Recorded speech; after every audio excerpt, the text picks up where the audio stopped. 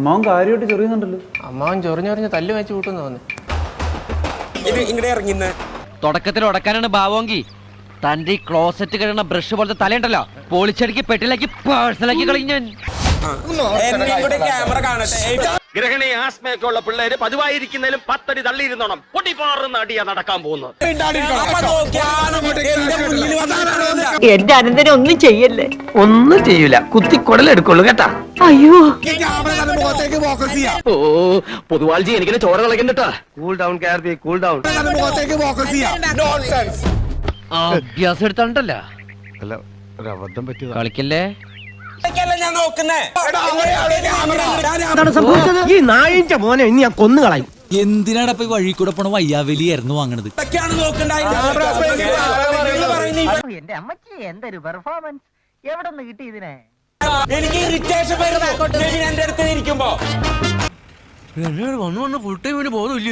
ഷാജിയേട്ടാ, നാളെ എന്തായാലും ക്ലീറ്റസിനെ നമുക്കൊരു ഗൈനക്കോളജിസ്റ്റിനെ കാണിക്കണം.